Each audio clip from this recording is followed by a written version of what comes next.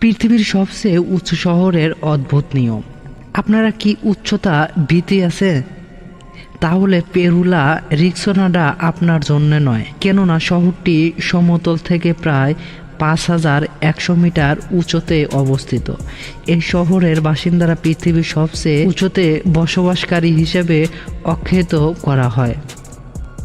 অবাক করা বিষয় হলো শহরে প্রায় 50,000 মানুষের বসবাস।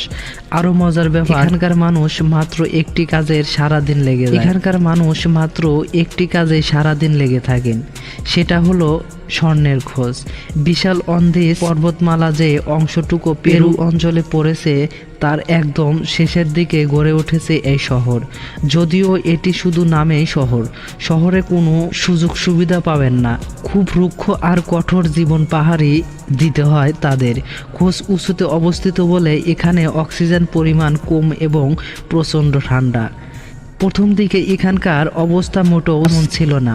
সামান্য কয়েকটি পরিবার এই অঞ্চলে বাস করত। পরবর্তী সময় যখন এখানে স্বর্ণ পাওয়া যেতে শুরু করলো, তখন ভিন্ন জায়গা থেকে মানুষ স্বর্ণের লোভে এখানে আসতে থাকেন। তবে বাহিরে ঠান্ডা হলেও স্বর্ণের খনির মধ্যে বেশ গরম, যে কারণে গরম এবং ঠান্ডা দুই পরিবেশেই এক শহরের মানুষদের থাকতে হয়। এছাড়া এখানে যা শ্রমিক হিসাবে কাজ করেন তারা অদ্ভুত একটি চুক্তির ভিত্তিতে নিয়োগ পান। মজার ব্যাপার হলো কোম্পানিতে কোনো বেতন শুনতে হয় না শ্রমিকদের জন্য। মাসে একদিন শ্রমিকদের স্বাধীনতা দেওয়া হয়, অর্থাৎ বেতন স্বরূপ মাসে একটি তারা খনি থেকে যে পরিমাণ স্বর্ণ উদ্ধার করতে পারেন সেটুকু তাদের দেওয়া হয়। এছাড়া এখানে যারা শ্রমিক হিসেবে কাজ করেন তারা অদ্ভুত।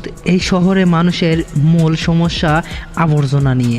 নিজেদের ময়লাগুলো তারা শহরের পাশে এক জায়গায় রাখা শুরু করেছে। এখন সেই জায়গায় এত ময়লা জমেছে যে পরিষ্কার করা রীতিমতো দুঃখসাধ্য হয়ে পড়েছে। তাছাড়া পরিষ্কার করবেই বা কে? এখানে আরেকটি সমস্যা দেহরোগ। এত উঁচুতে বসবাস করার কারণে তারা যথেষ্ট পরিমাণে অক্সিজেন গ্রহণ করতে পারেন না। তারপর মানুষগুলো শুধু স্বর্ণের লোভে বছরের বছর এখানে পড়ে থাকেন।